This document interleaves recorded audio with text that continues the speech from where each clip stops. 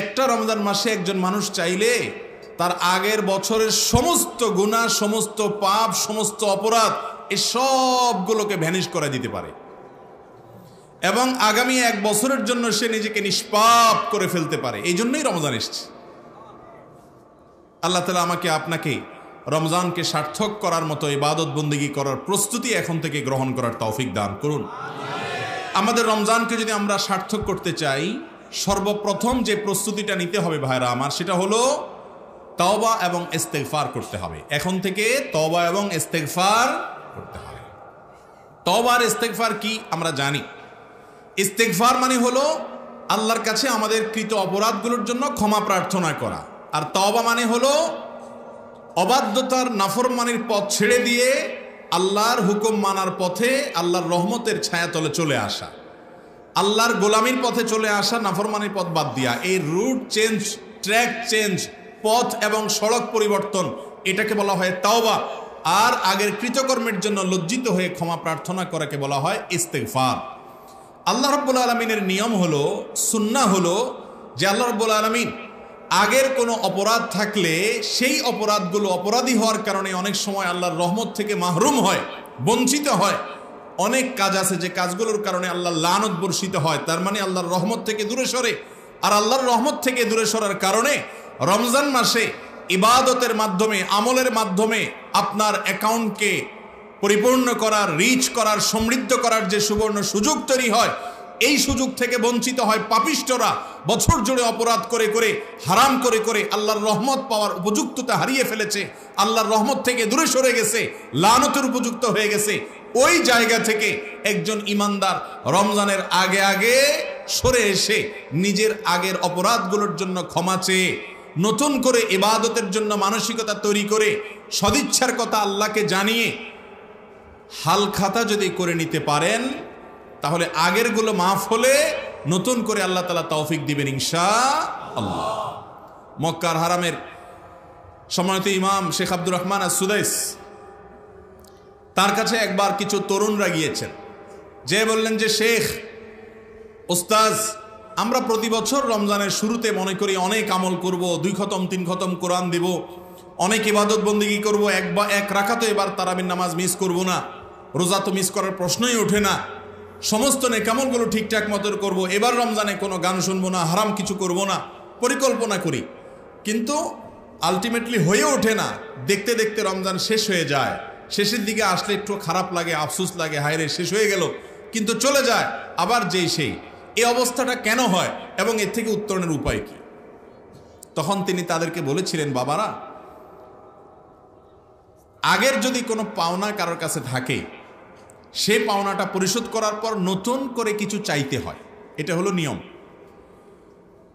আমরা বেশিরভাগ মানুষ বছর জুড়ে এত নাফরমানি, এত গুনাহ, এত পাপাচার, এত অপরাধ, এত অন্যায়, এত নিজের প্রতি নিজে কুঠারাঘাত, এত আল্লাহর রহমত থেকে দূরে সরে গেছি যে আল্লাহ রাব্বুল আলামিন রমাদানের এই বিশেষ অফার, বিশেষ মৌসুম, বিশেষ সুবর্ণ সুযোগ, এইটাতে আল্লাহ যাদেরকে সাধারণ ক্ষমা ঘোষণা করেন, গণহারে মাফ করে দেন, অফুরন্ত রহমতের ভান্ডার ঢেলে দেন। কপাল পড়া যারা হয়ে আছে আগে থেকে, তারা সেগুলো পায় না। এই জন্য বাবারা, আগের সমস্ত পাপ থেকে, অপরাধ থেকে রমজান আসার আগে আগে আল্লাহর কাছে ক্ষমা চেয়ে, মাপ চেয়ে, ইস্তেগফারের মাধ্যমে আগেরগুলোকে হালখাতা করে মাফ করে নিয়ে নতুন করে আল্লাহর রহমতের উপযুক্ততা তৈরি করতে হয়। তাহলে ইনশাআল্লাহ রমজান ইবাদতের তৌফিক হবে।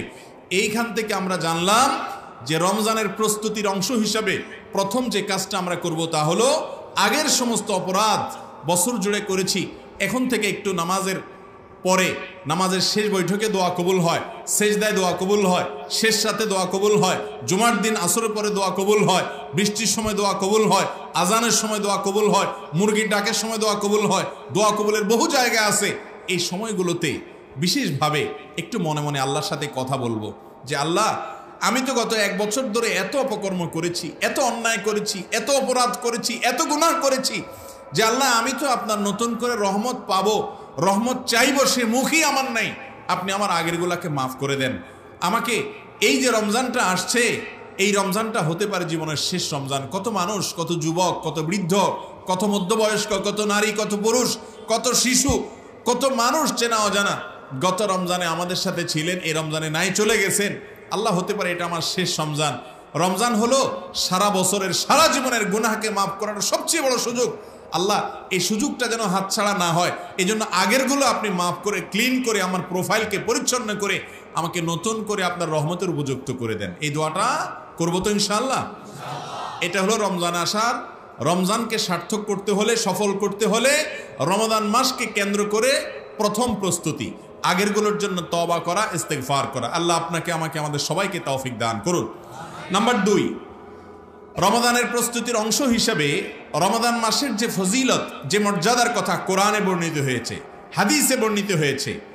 আমি প্রায় সময় বলি, ইসলামের যত আমলের কথা, যত ইবাদতের কথা বলা হয়েছে, সালাত ছাড়া অন্য কোনো আমলের এত ফজিলত, এত মর্যাদা, এত বেশি গুরুত্ব বর্ণনা করা হয়েছে সিয়ামের ব্যাপারে, রোজার ব্যাপারে, যে রোজার চাইতে অন্য কোনো আমলের এত ফজিলত নিয়ে এত হাদিস নবী করিম সাল্লাল্লাহু আলাইহি সাল্লাম বলেন নাই, এত বিপুল পরিমাণ ফজিলত বলা হয়েছে।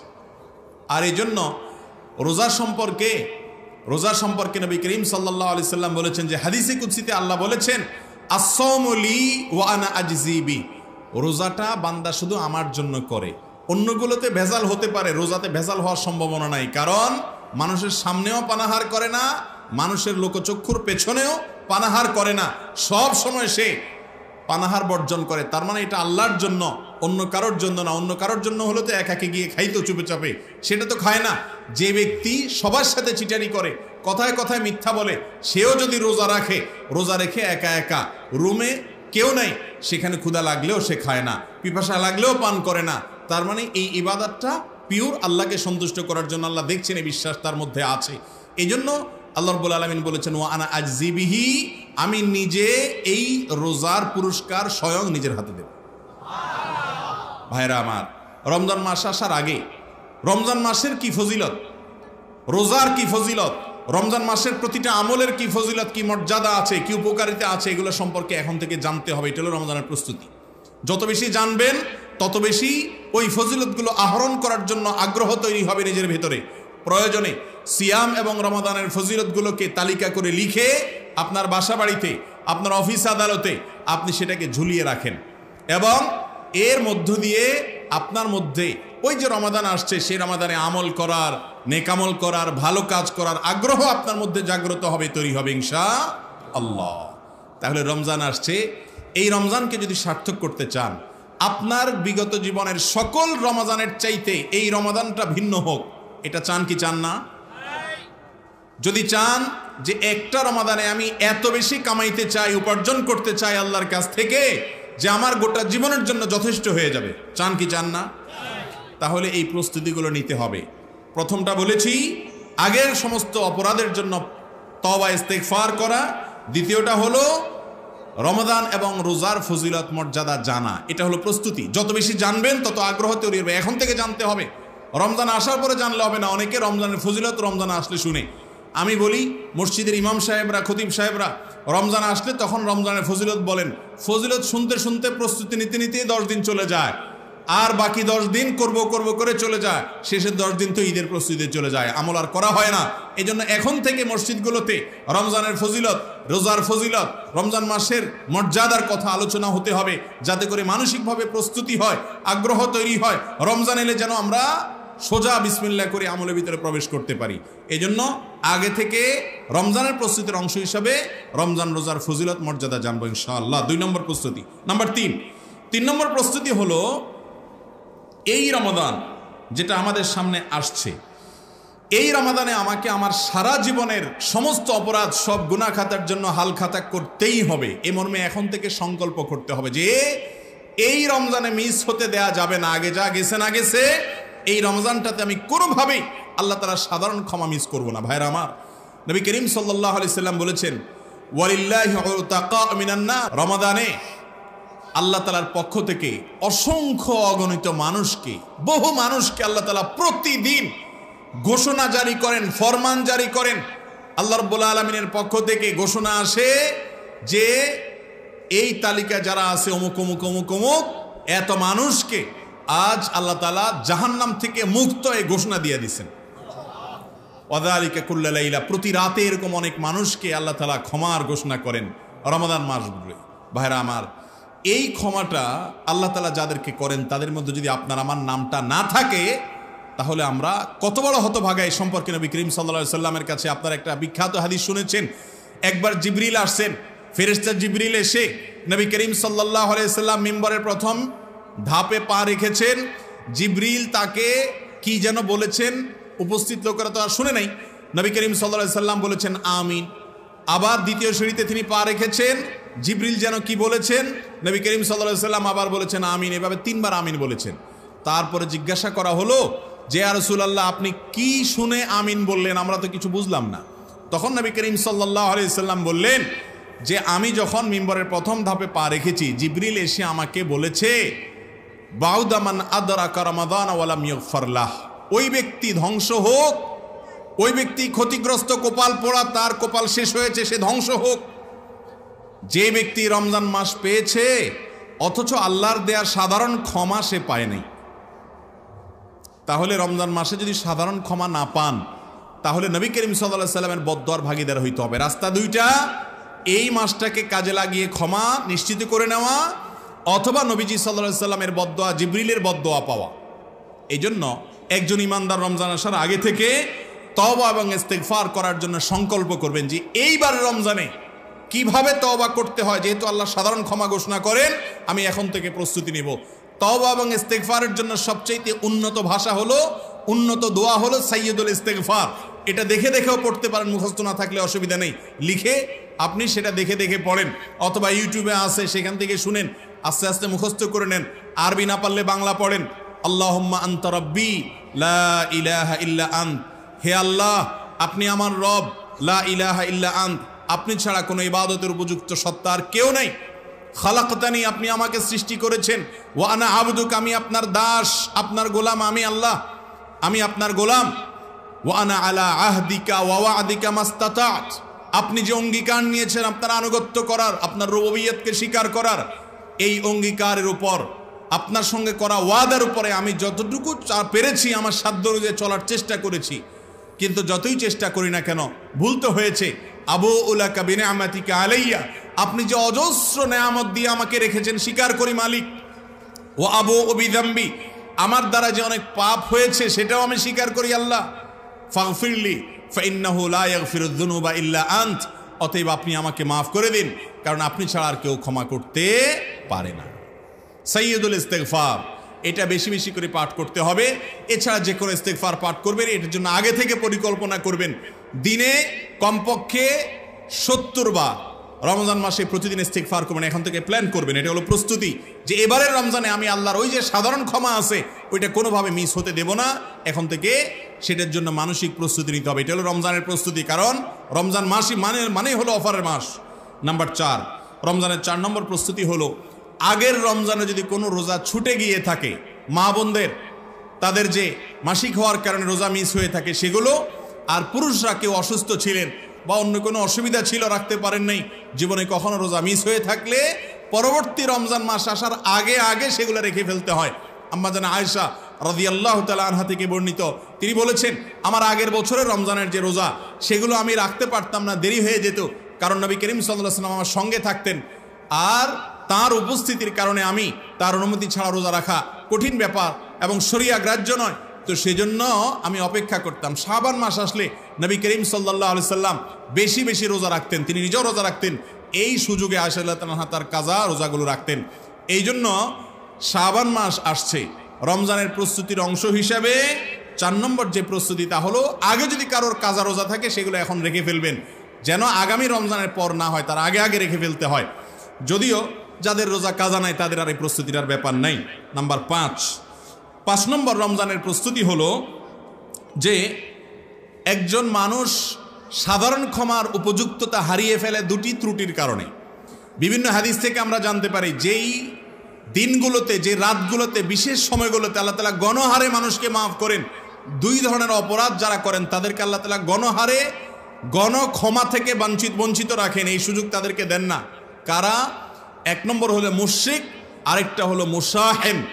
যে ব্যক্তি শিরকে লিপ্ত এই ব্যক্তি গণক্ষমা পায় না। নাম্বার 2, যে ব্যক্তির অন্তরে অন্যদের প্রতি শত্রুতা আছে, বিদ্বেষ আছে, হিংসা আছে, এই ব্যক্তি গণক্ষমা পায় না। রমাদানের প্রস্তুতির অংশ হিসাবে এই দুটি কাজ করেন, নিজেকে শিরক থেকে পরিচ্ছন্ন করেন এবং কারোর প্রতি কোনো শত্রুতা, কোনো বিদ্বেষ, কোনো হিংসা যদি থাকে হিসাব করেন কার সঙ্গে আপনার লড়াই আছে, কার সঙ্গে আপনার মানসিক দূরত্ব আছে, কার প্রতি আপনার হিংসা হয়, কাকে আপনার শত্রু মনে হয়।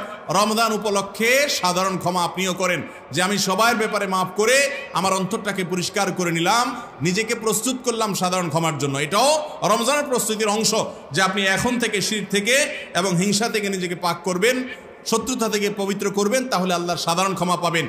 আর যদি আপনার অন্তরে শত্রুতায় পরিপূর্ণ থাকে মানুষের প্রতি, হিংসায় পরিপূর্ণ থাকে অন্যের প্রতি, শিরকে পরিপূর্ণ থাকে অন্যের প্রতি, তাহলে যত আমলই করেন ওই যে আল্লাহ তাআলা রাতে সাধারণ অগণিত মানুষকে মাফ করে দেয়, জাহান্নাম থেকে মুক্তির পরোয়ানা দিয়ে দেয়, সেই সৌভাগ্যবান মানুষের কাতারে আপনি আমি যেতে পারবো না। এই জন্য রমজানের প্রস্তুতির অংশ হিসাবে এই 5 নম্বর কাজটা করতে হবে। নাম্বার 6, রমজানের প্রস্তুতির অংশ হিসাবে রমজান আসার আগে থেকে রমাদানের যে মাসআলা মাসাইলগুলো আছে সেগুলো জানতে হবে। মাসআলা মাসাইলগুলো জানতে হবে, কিসে রোজা ভাঙে, কিসে রোজা মাকরু হয়, কিছু রোজার জন্য ক্ষতি হয়, কোন কাজটা করা উচিত না, কোনটা করা উচিত, এবং বিশেষভাবে রমজান আসার আগে থেকে কিছু রোজা রেখে রিহার্সেল করা, ওয়ার্ম আপ করা, আগে থেকে কিছু প্রস্তুতি নেওয়া, মহড়া দেওয়া।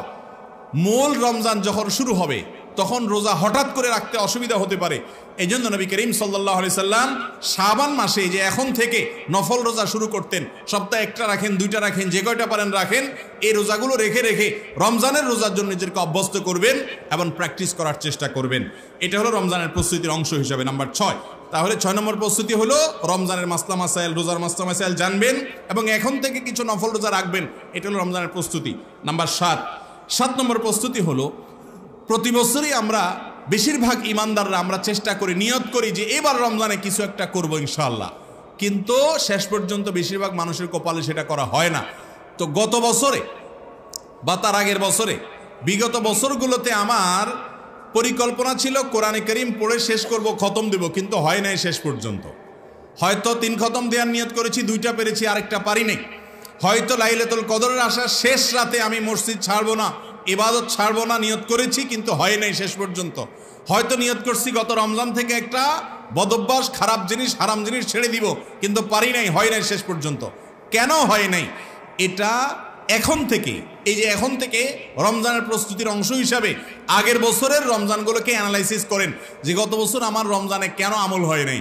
ও আচ্ছা, অমুক অমুক দোস্তের পালায় পড়ার কারণে হয় নাই, অমুক অমুক ব্যস্ততার কারণে হয় নাই, ওই কাজটার কারণে হয় নাই। তাহলে এই বছর রমজানের আগে আমি সেই কাজগুলোকে চিহ্নিত করে ওইগুলোর বিরুদ্ধে ব্যবস্থা এবং অ্যাকশনে যেতে হবে, যে সামনের রমজান যেন আমার আর বরবাদ করতে না পারে। সেজন্য এখন থেকে বিগত রমজানগুলো নষ্ট করেছে যে বিষয়গুলোতে, সেগুলোকে চিহ্নিত করে সেগুলোর বিরুদ্ধে নিজে ব্যবস্থা গ্রহণ করব, যাতে সামনের রমজানটা অর্থবহ হয়, ইবাদত বন্দেগীতে বিঘ্ন সৃষ্টি না হয়। কারোর যদি মোবাইলে, সোশ্যাল মিডিয়াতে এডিকশন থাকে, নেশা থাকে, যে আমি এটা টিভির ব্যস্ততা, ইবাদত বন্দেগী হয় নাই, তাহলে এবার রমজান আসার আগে থেকে প্ল্যান করেন যে সোশ্যাল মিডিয়া থেকে আমি ডিঅ্যাক্টিভ হয়ে যাব, আমার আইডি ডিঅ্যাক্টিভ করে রাখবো 1টা মাসের জন্য অন্তত। আমি নিজেকে এখান থেকে সরিয়ে আনবো। কারোর ফিল্ম দেখার বদভ্যাস আছে, তাহলে ফিল্ম দেখার রাস্তাটা, কানেকশনটা কেটে দেন, ডিশ লাইনটা কেটে দেন। অর্থাৎ এক কথায় ইবাদত বন্দেগীর জন্য যে প্রতিবন্ধকতা গত বছরগুলোতে হয়েছে, সামনে যেন না হয়, এখন থেকে এটা প্ল্যান করেন। এটা হলো রমজানের 7 নম্বরের প্রস্তুতি। নাম্বার 8 নম্বর রমজানের প্রস্তুতি হলো রমজানের যে সমস্ত ইবাদত বন্দেগীগুলো আছে এখন থেকে, বিশেষ করে কোরআনে কারীমের তেলাওয়াত, ওই যে নফল রোজার কথা বলেছি, রমজানের রোজার পাশাপাশি নফল রোজা এখন থেকে এগুলো রেখে রেখে অভ্যাস করা। এখন থেকে রোজা রাখবেন যাতে রমজান রোজা দেখতে পারেন। এখন থেকে কোরআন একটু একটু করে খোলেন, একটু একটু করে তেলাওয়াত করেন, তাহলে তখন পড়তে পারবেন। বেশিরভাগ মানুষ রমজান আসলে তখন মনে করে শুরু করব, আসলে শুরুটা ওইভাবে হুটহাট করে হয় না। রমজান আসার পরে ধরবো করতে করতে কয়েকদিন চলে যায়, দেখতে দেখতে মাসটা পার হয়ে যায়। এই জন্য এখন থেকে পূর্বসূরি সালাফ যারা ছিলেন, সোনালী যুগের মানুষ যারা ছিলেন, আল্লাহর বান্দারা ছিলেন, তারা রমজানের আগে শাবান মাস থেকে কোরআন তেলাওয়াত শুরু করতেন, যাতে এখন থেকে হাঁটা শুরু করলে তখন দৌড় দেয়া যাবে। হঠাৎ করে দাঁড়ানো থেকে কেউ দৌড় দিতে পারে না, আগে হাঁটা শুরু করতে হয়, তারপরে দৌড়ানো যায়।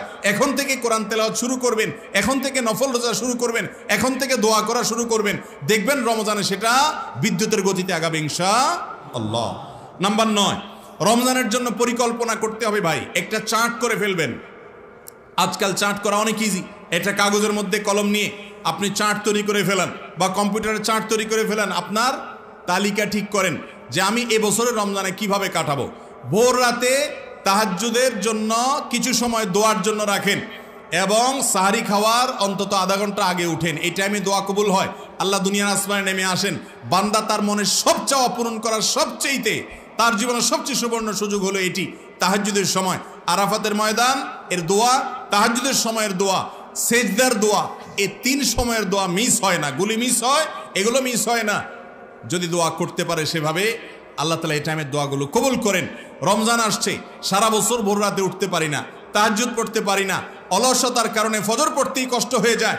এই রমজানে সাহারি খাওয়ার জন্য তো উঠাই লাগবে। অতএব শুধু খাওয়ার জন্য উঠবো না, সাহারিও খাবো, পাশাপাশি 10টা মিনিট একটু একাকী নির্জনে রুমের কোনায় একটা কোনায় আল্লাহর সামনে, আল্লাহর দরবারে 2 হাত তুলে দোয়া করবে। এখন থেকে ওই যে চার্ট করা, যে আগে আমি এতটা বাজে উঠবো, এরপরে উঠে সাহারির পাশাপাশি দোয়া করব, ফজরের আগে এতটুকু কোরআন তেলাওয়াত করব, ফজরের পরে এতক্ষণ সকাল সন্ধ্যার দোয়া পড়বো, আর এরশাক পড়া ছাড়া ঘুমাবো না, জোহরের আগে এটা করব, এশার আগে এটা করব। প্ল্যান করতে হবে। আমরা সুন্নাহ ফাউন্ডেশন থেকে রমাদান প্ল্যানার নামে একটা প্ল্যান গত বছর করেছি। সারা দেশে আমরা মানুষকে এটা অফলাইনে অনলাইনে বিভিন্নভাবে দিয়েছি। শুধু ছাপার যে প্ল্যানার সেটাই আমরা প্রায় 30,000 বিতরণ করেছি, আর অনলাইনে প্রচুর পরিমাণ মানুষকে দেওয়া হয়েছে। আশা করা যায় 50,000 বেশি মানুষের কাছে চলে গেছে। এবছর সেটা আমরা করেছি আলহামদুলিল্লাহ। ক্যালেন্ডার শেপ করেছি, বুক শেপ করেছি। এটার উদ্দেশ্য হলো যে একটা দিনে আপনি কি কি কাজ করতে পারেন, কিছু পরিকল্পনার আইডিয়া দেওয়া। এটা কোরআন হাদিস থেকে বর্ণিত কোনো ফরম্যাট না, কিন্তু আমি কি কি ভালো কাজ করতে পারি একটা পরামর্শ দেওয়া, কিভাবে আমি নিজেকে এই মাসটা অর্থবহ করার জন্য প্ল্যান করতে পারি, জন্য পরিকল্পনা করা। পরিকল্পনা ছাড়া হুটহাট করে কিচ্ছু হয় না। এখন থেকে পরিকল্পনা করতে হবে। এটা হলো 9 নম্বরের প্রস্তুতি। 10 নম্বর প্রস্তুতি হলো দোয়া করা। ভাই সব কিছুর বড় কথা হলো এটা, আল্লাহ যদি তৌফিক না দেয় আপনি বহুত কামান দাগায়ও কিছু করতে পারবেন না। আল্লাহ তৌফিক দিলে ইনশাআল্লাহ সবকিছু কি হবে, সহজ। রমজান মাসটাকে যদি আপনি সার্থক করতে চান তাহলে আপনার এখন থেকে দোয়া করতে হবে, আল্লাহ এই রমজানটা যেন আমার জীবনে এমন রমজান হয় যে রমজান আমার জীবনে একটা রেখা সৃষ্টি করে দেয়, একটা ব্যবধান সৃষ্টি করে দেয়, একটা পার্থক্য সৃষ্টি করে দেয়।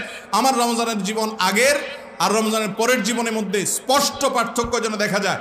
সেই জন্য আল্লাহর কাছে দোয়া করতে হবে, তৌফিক কামনা করতে হবে। কারণ এই দোয়াটা হলো ইবাদতের তৌফিক, চাওয়াটা হলো ইবাদতের তৌফিক পাওয়ার অন্যতম শর্ত। আল্লাহুম্মা আইন্নি আলা যিকরিকা ওয়া শুকরিকা, আল্লাহ আপনার জিকির আপনার শুকর জন্য করতে পারি, ওয়া হুসনে ইবাদাতিক, আপনাকে যেন ভালোভাবে ইবাদত করতে পারি, আপনি তৌফিক দিন। আগে থেকে আল্লাহর কাছে দোয়া করে কামনা করতে হবে। 11 নম্বর এবং সর্বশেষ প্রস্তুতি হলো রমাদান মাস উপলক্ষে শাবানের শেষ দিনে আকাশে চাঁদ খুঁজতে হবে। আকাশে কি খুঁজতে হবে ভাই? চাঁদ দেখতে হবে। শাবান মাসের শেষ দিবসে 29শে শাবান সন্ধ্যায় পশ্চিম আকাশে চাঁদ দেখতে হবে। কেন? যাতে করে চাঁদ দেখলে আমি রমজানের ইবাদত করতে পারি। এটাও রমজানের প্রস্তুতির অংশ। এই চাঁদ খোঁজাটাও রমজানের প্রস্তুতির অংশ। নবী করিম সাল্লাল্লাহু আলাইহি সাল্লাম বলেছেন, সুমু লিরুইয়াতিহি, তোমরা চাঁদ দেখে রোজা রাখবা রমজান মাসে। ওয়া আফতিরু লিরুইয়াতিহি, আর রোজা দেখে চাঁদ দেখে তোমরা ঈদ করবা। আজকাল আমাদের সমাজ থেকে এই আমলটা একদম বিদায় হয়ে গেছে, একদম বিদায় হয়ে গেছে। আমরা ছোটবেলায় দেখেছি গ্রামাঞ্চলেও মানুষ চাঁদ দেখার জন্য দোকানের সামনে, রাস্তার মোড়ে মোড়ে, কোনায় কোনায়, উঠানে বের হয়ে সন্ধ্যার সময় আকাশের দিকে পশ্চিম দিকে তাকিয়ে থাকতো। চাঁদ তালাশ করা একটা সুন্নাত ইবাদত সওয়াবের কাজ। আপনি যদি চাঁদ তালাশ করেন, চাঁদ নাও দেখতে পান, তালাশ করার কারণে আপনার আমল নামাতে একটা সওয়াব লেখা হবে ইনশাআল্লাহ। কিন্তু দুঃখজনক আজকাল আমরা চাঁদ তালাশ করি না। অবশ্য করি না বললে ভুল হবে, চাঁদ তালাশ করি। এক সময় চাঁদ তালাশ করা হতো টেলিভিশন রেডিওতে। এখন চাঁদ আকাশে তালাশ হয় না, এখন হয় ফেসবুকে তালাশ। ফেসবুকে চাঁদের খবর হয়েছে কিনা, নিউজ হয়েছে কিনা, হেলাল কমিটি ঘোষণা দিছে কিনা সেদিকে তাকায় থাকে। আরে ভাই, হেলাল কমিটি চাঁদের যে ঘোষণা দিবে সেটা তো আপনার আমার দেখার থেকে তারা ঘোষণা দিবে, ঠিক না ভাই? ঠিক। আমরা যদি চাঁদ না দেখি তাহলে তারা কোত্থেকে ঘোষণা দিবে? চাঁদ দেখার এই সুন্নাতটা বিদায় হয়ে গেছে। চাঁদ দেখার পর একটা দোয়া পড়াও সুন্নাত। নবী করিম সাল্লাল্লাহু আলাইহি সাল্লাম চাঁদ দেখে দোয়া পড়ার শিক্ষা দিয়েছেন। কি সেটা?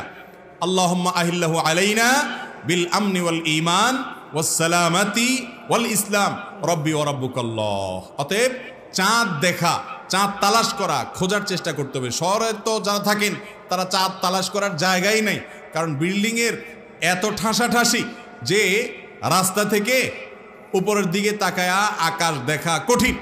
কিন্তু চেষ্টা করলে ছাদে উঠে খোলা জায়গায় গিয়ে বড় রাস্তায় গিয়ে একটু তালাশ করতে পারি। আমরা চেষ্টাটা করতে পারি ইনশাল্লাহ। চেষ্টা করবো তো ইনশাল্লাহ সবাই। এই 11টি প্রস্তুতি যদি আপনি এখন থেকে নেন, প্রত্যেকটাকে যদি আপনি বিশেষ গুরুত্বের সাথে দেখেন, আপনি দেখবেন ইনশাআল্লাহ আপনার জীবনে এই যে রমজান, আসন্ন রমাদান, এই রমাদানটা ভিন্ন এক রমাদান হবে ইনশাআল্লাহ। আবার বলছি আমি এক নজরে, 1 নম্বর প্রস্তুতি হলো তওবা ইস্তেগফার করা। আগের জীবনে যা ভুল ত্রুটি হয়েছে সেগুলোর জন্য মাপ চেয়ে রমজানে আল্লাহর তাওফিকের উপযুক্ততা, আল্লাহর রহমতের উপযুক্ততা তৈরি করা, তওবা ইস্তেগফার করা। নাম্বার 2, রমজান মাসের ফজিলত, রোজার ফজিলত, এগুলো এখন থেকে জানতে হবে যাতে করে আগ্রহ তৈরি হয়, এটা প্রস্তুতির অংশ। নাম্বার 3, এই রমজানে কোনো অবস্থাতে আমি সাধারণ ক্ষমা মিস করব না।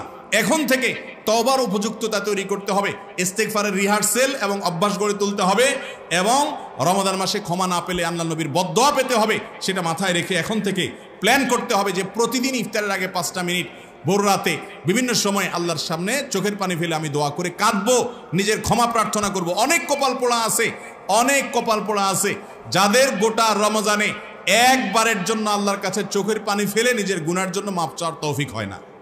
আছে না নাই? রমজান মানেই আমরা মনে করি শুধুমাত্র তারাবি পড়া, রোজা রাখা, ইফতার করা, সাহরি খাওয়া, এই 4 কাজ। ইফতার করা, সাহরি খাওয়া, রোজা রাখা, তারাবি পড়া, 4 কাজ, পঞ্চম কোনো কাজ নাই। ভাইরা আমার, রমজান মাসের মূল বিষয়টাই তো হলো যাতে আমরা গুনাহ ছাড়ার এক্সারসাইজ করতে পারি এবং ক্ষমা নিয়ে নিতে পারি। এই জন্য 3 নম্বরের প্রস্তুতি হলো এবছর অন্তত ক্ষমা নিয়ে নিব। সেজন্য এখন থেকে পরিকল্পনা করে যে আমি বিভিন্ন সময় ক্ষমা চাইবো, দরখাস্ত তো করতে হবে, চাইতে তো হবে। নাম্বার 4 প্রস্তুতি হলো আগের বছরে কোনো ফরজ রোজা কাজা থাকলে, বাদ থাকলে সেটা রমজান আগে আগে রেখে ফেলতে হবে। 5 নম্বরের প্রস্তুতি হলো শিরক এবং হিংসা, শত্রুতা, এগুলো থেকে অন্তরকে ফ্রেশ করে ফেলতে হবে, কারণ এগুলো থাকলে সাধারণ ক্ষমা পাওয়া যায় না, রমজান আগে এটা করে ফেলতে হবে। নাম্বার 5 এটা গেল। 6 নম্বর হলো রমজান মাসের মাসআলা মাসাইল, রোজার মাসলা মাসাইল, কিসে রোজা ভাঙে, কিসে মাকরু হয়, কোন আমলটা করা যায়, কোনটা করা যায় না, এগুলো এখন থেকে জানতে হবে, জানলে তখন আমল করা যাবে। নাম্বার 7 রমজান মাসের আগে গত রমজানে বা তার আগের রমজানগুলোতে কি কি ত্রুটি বিচ্যুতি হয়েছে সেগুলো চিহ্নিত করে এই বছর আর যেন সেগুলো রিপিট না হয় এখন থেকে পরিকল্পনা করতে হবে।